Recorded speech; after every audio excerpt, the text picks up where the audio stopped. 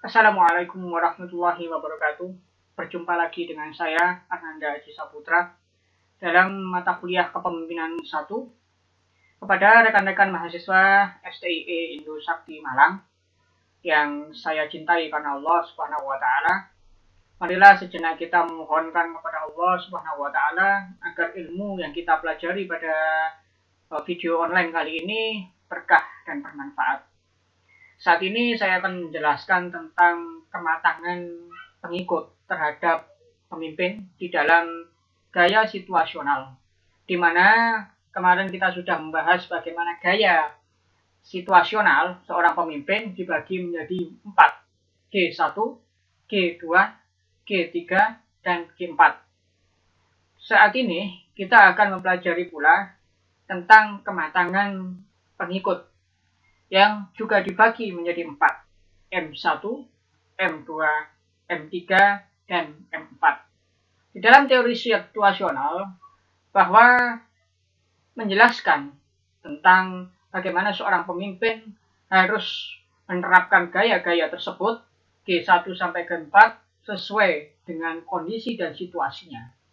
Baik, untuk mempersingkat waktu, kita akan langsung memasuki kepada slide di bawah ini dan akan kita masuk satu persatu materinya. Baik, di sini kita akan menjelaskan tentang unsur-unsur kematangan pengikut pada gaya kepemimpinan situasional dan gaya kepemimpinan yang sesuai untuk mempengaruhi pengikut dengan tingkat kematangan tertentu. Yang pertama, kita akan membahas dahulu tentang unsur-unsur kematangan pengikut. Kematangan itu dibagi menjadi 2 di dalam teori gaya kepemimpinan situasional. Kematangan pengikut dilihat 2 faktor utama. Yang pertama adalah kemampuan, yang kedua adalah kemauan. Kemampuan ini masuk kepada skill dan pengalaman, dan yang kemauan adalah masuk kepada motivasi mereka untuk melakukan sesuatu sesuai dengan apa yang diperintahkan oleh pemimpin, atau apabila di dalam mata kuliah atau di dalam teori gaya kepemimpinan situasional sesuai dengan arahan pemimpin.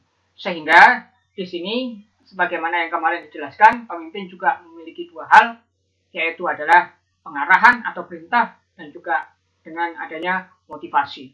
Yang saat ini adalah kita melihat kepada pengikut juga ada 2, yaitu kemampuan yang kita melihat kepada skill mereka dan juga kepada pengalaman mereka, dan juga kemauan, di mana kemauan ini adalah motivasi mereka untuk bergerak atas pengarahan dari atau perintah dari pemimpin.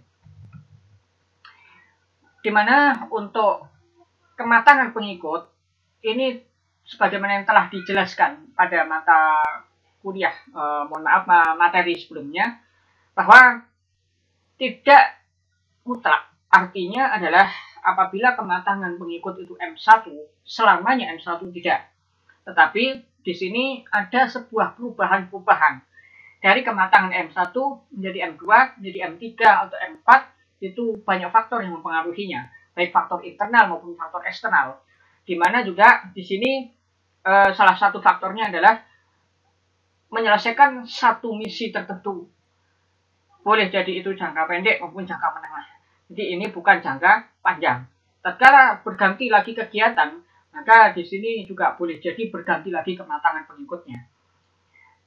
Sehingga untuk unsur kematangan pengikut di dalam gaya kepemimpinan situasional ini adalah kembali kepada teknisnya. Jadi bersifat sangat teknis, sehingga seorang pemimpin tidak boleh memvonis anak buahnya ini tidak matang, M1 terus, baik kegiatan A, B, C, D maupun yang lainnya. Tidak. Boleh jadi dia tidak matang di dalam kegiatan A, atau kematangannya diukur skalanya adalah M1. Kemudian boleh jadi dia M3 pada skala kematangan, di skala kematangan pengikut di dalam kepemimpinan situasional, kematangannya adalah M3 di kegiatan yang lain. Boleh jadi di kegiatan yang lainnya turun menjadi M2, atau boleh jadi kegiatan yang lainnya sempurna, perfect M4. Maka dari itu, di sini pemimpin tidak boleh mengklaim bahwasanya anak buahnya adalah matang, kurang matang, atau tidak matang dengan klaim yang mutlak tanpa melihat situasi kondisi. Baik, kita next. Yang pertama akan kita bahas adalah M1, yaitu tingkat kematangan rendah menurut Hersey and Blanchard di dalam teori kepemimpinan situasionalnya. Yang pertama, M1 ini adalah kemampuannya rendah, kemauannya juga rendah. Apa yang dimaksud dengan kemampuan dan kemauannya rendah ini? Kita akan melihat dan kita akan mencoba membedahnya. Bahwa kemampuan yang rendah itu dilihat dari tidak kompetennya seorang pengikut terhadap suatu kegiatan, atau kompetennya seorang pengikut untuk menyelesaikan permasalahan pada kegiatan tersebut.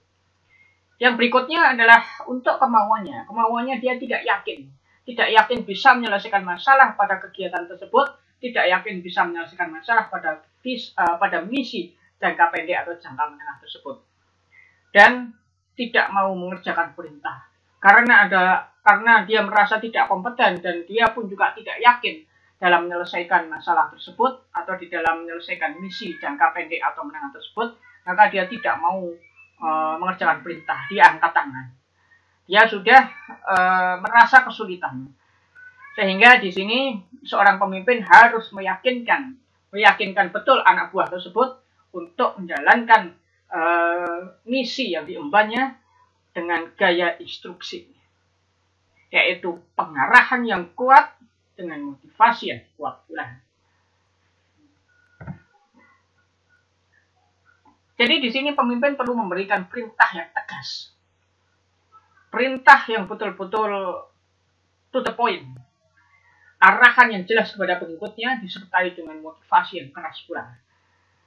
Jadi di sini kita melihat bahwa adanya kesesuaian antara M1 dengan C1. Berikutnya adalah tingkat kematangan rendah dan sedang yang dinilai dengan adanya M2, di mana di sini berciri khas kemampuannya rendah tetapi kemauannya tinggi.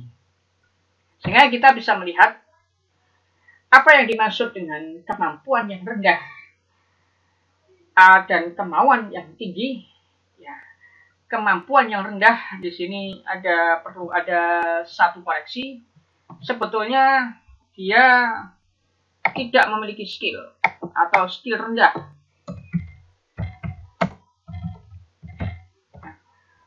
Di sini ada koreksi bahwasanya di sini skill rendah.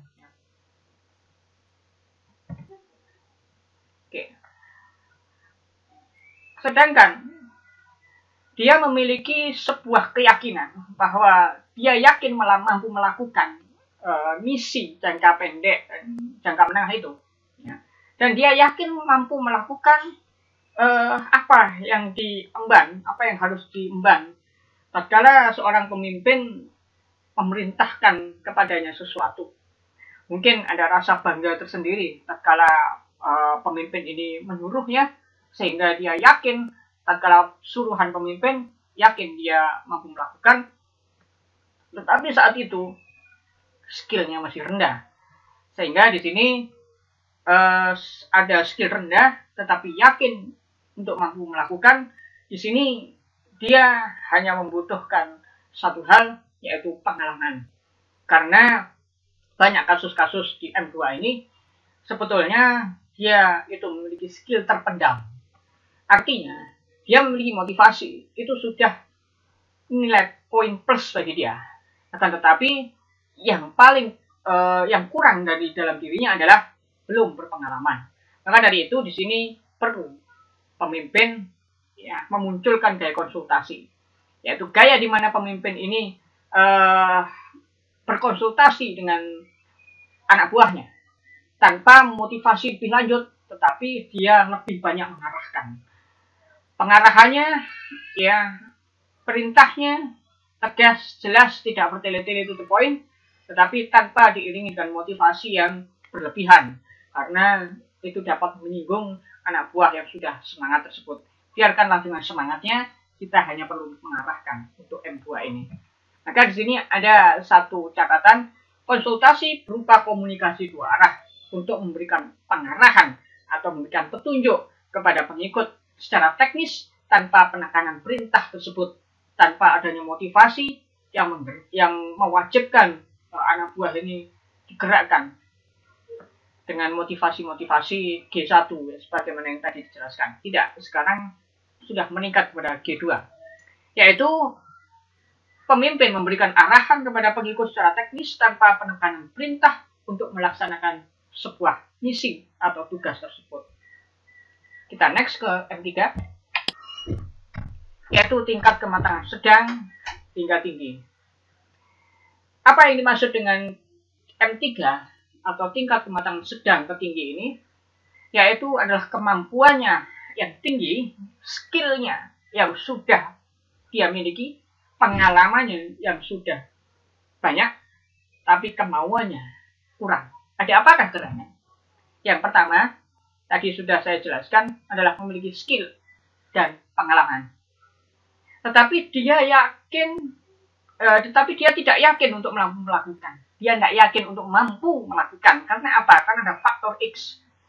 Faktor X ini bisa timbul pada dalam dirinya, mungkin traumatis karena dia pernah menjalani misi tetapi gagal, sehingga dia mendapatkan tekanan-tekanan, sedangkan skill dia punya mungkin karena kecerobohan, sembrono, akhirnya gagal dan dia tidak mau bangkit lagi. Maka ini bisa jadi dia menyatakan, saya berpengalaman, saya tahu cara-caranya, tapi saya tidak mau. Atau faktor eksternal, di mana tantangannya sangat berat sekali. Walaupun dia memiliki kemampuan, memiliki skill dan pengalaman, tapi tantangannya berat apabila dia harus mengulangi lagi. Atau karena masalah kompensasi yang kurang. Saya mau melakukan itu, saya tahu ilmunya, saya berpengalaman, tetapi dengan kompensasi sekian saya tidak mau. Nah, maka dari itu ini perlu adanya gaya partisipasi. Ya, gaya partisipasi yaitu G3. Apa gaya partisipasi itu? Kita cek. Gaya partisipasi adalah penting untuk mendengar apa keluhan dan kemauan mereka. Mereka sudah mampu, sehingga pengarahan tidak perlu. Perintah sudah tidak perlu lagi untuk dikerjakan. Yang dikerjakan adalah memotivasi mereka dan mencari dengar. Kenapa mereka tidak mau melakukan? Yaitu mungkin ada keluhan-keluhan, ya. Mungkin ada faktor-faktor X yang tidak diketahui, sebagaimana faktor kompensasi. Misalkan bonusnya kurang, atau misalkan tunjangannya kurang banyak, ya.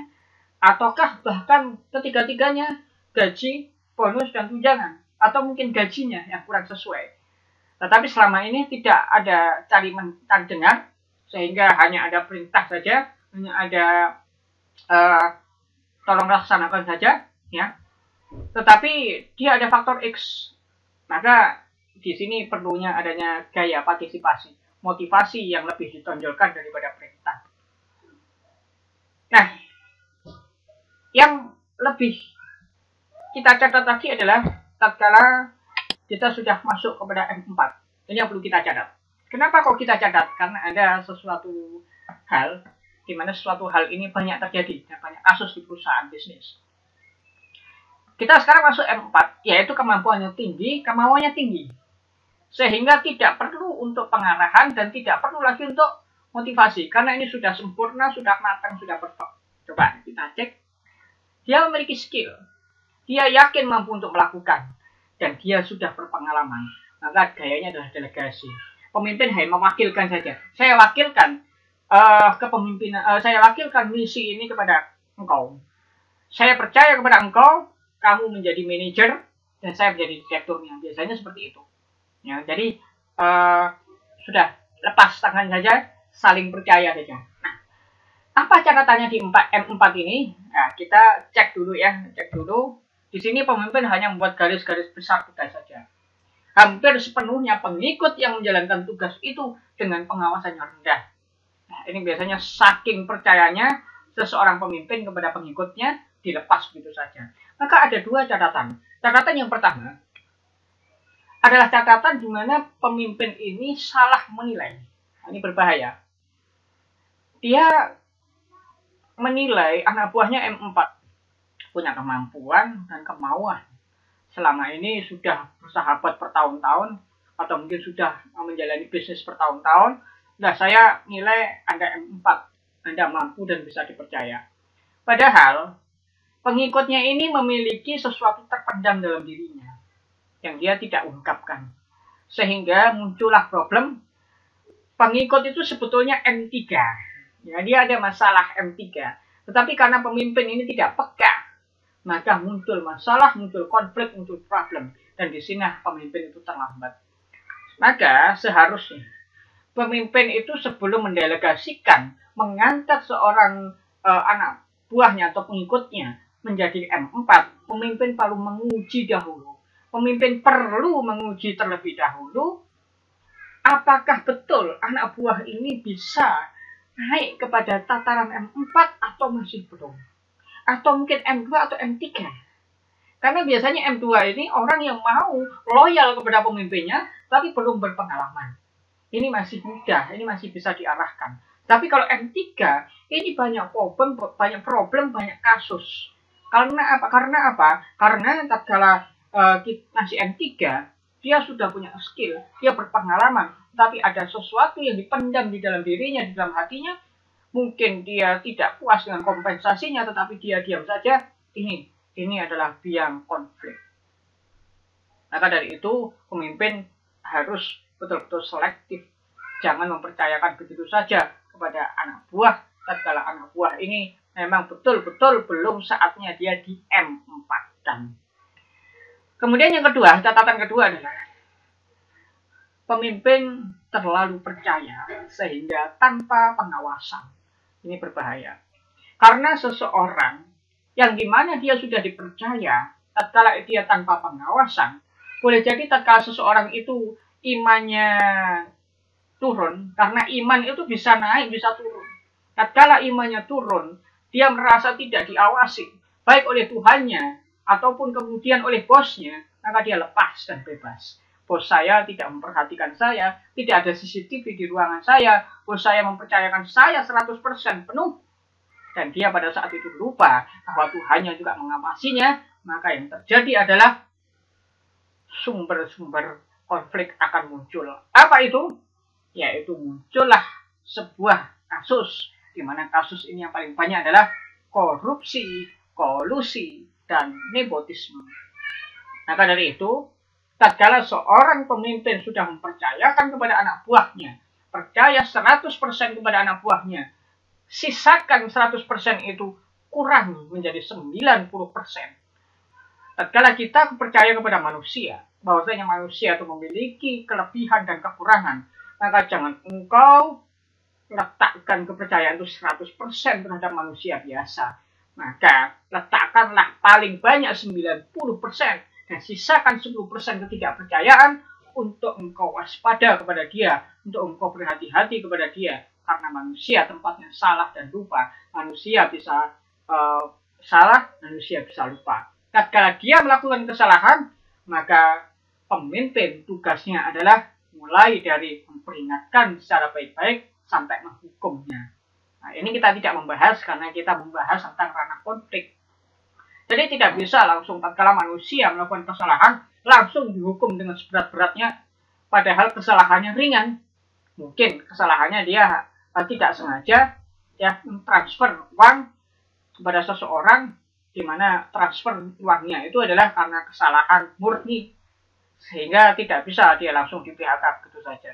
Tapi sebaliknya, tatkala memang dia adalah melakukan kesalahan fatal, mencuri uang perusahaan dengan sengaja, katakanlah uang perusahaan itu mencapai 10 miliar, maka apabila tidak dihukum oleh pemimpin dan apabila pemimpin itu memaafkan begitu saja, ini menjadi sebuah ladang konflik, sebuah ladang permasalahan yang akan menjadi besar.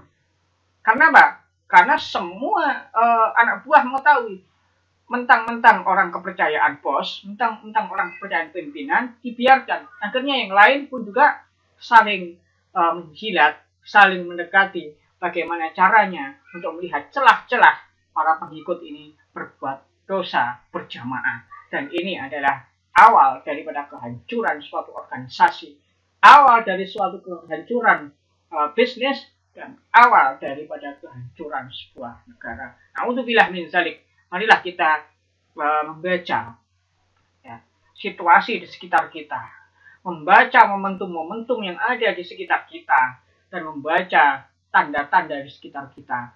Pemimpin dituntut lebih peka, pemimpin dituntut lebih empati, pemimpin dituntut untuk lebih cepat dan bijaksana di dalam memperhatikan anak buahnya dan di dalam mengutarakan kebijakannya. Baik, di sini kita telah berakhir mata kuliah kepemimpinan 1. Semoga kita bisa berjumpa di mata kuliah kepemimpinan 2 sehingga kita bisa praktek bagaimana kepemimpinan situasional ini dapat diterapkan di lapangan. Bagaimana kepemimpinan diktator ini dapat diterapkan di lapangan. Bagaimana kepemimpinan demokratis ini dapat diterapkan di lapangan. Semoga nanti di semester pertama, di kepemimpinan 2, setelah saudara bertemu saya kembali, maka saudara mahasiswa akan menjalani praktek mulai dari sebelum UTS pun setelah UTS. Sebelum UTS, saudara praktek untuk melihat siapa-siapa saja di sekitar lingkungan saudara atau di tempat kerja saudara yang menjalankan sistem gaya kepemimpinan otoriter, dan siapa saja yang menjelaskan atau melaksanakan gaya kepemimpinan demokratis, seperti apa mereka, seperti apa pula gaya demokratis itu atau gaya otoriter itu, dan apa pendapat mereka tentang demokratis dan otoriter itu, serta bagaimana anak buah menanggapi otoritarisme pemimpin dan demokratisasi pemimpin. Dan setelah UTS, kita fokus kepada bagaimana gaya kepemimpinan situasional ini bisa diterapkan oleh seorang pemimpin, dan juga kematangan anak buah ini bisa dibaca oleh saudara. Baik, demikian yang bisa saya sampaikan. Apabila selama dalam perkuliahan kepemimpinan 1 ini Arnanda Aji Saputra ada salah kepada panjenengan semuanya, saya ada salah kata, tutur kata, kosakata yang salah, karena kosakata ini biasanya juga mempengaruhi pemahaman. Dan apabila ada suatu tindak tanduk yang menjadikan saudara itu tidak nyaman dengan saya Arnanda Aji Saputra mohon maaf. Sampai bertemu lagi, dan mohon dimaafkan apabila memang ada kesalahan. Kurang lebihnya di dalam penjelasan ini pun juga demikian. Apabila ada kesalahan, silakan saudara tulis di kolom komentar. Semoga kita bisa berdiskusi, berdialog lagi. Selamat menempuh ujian dan selamat menempuh semester baru.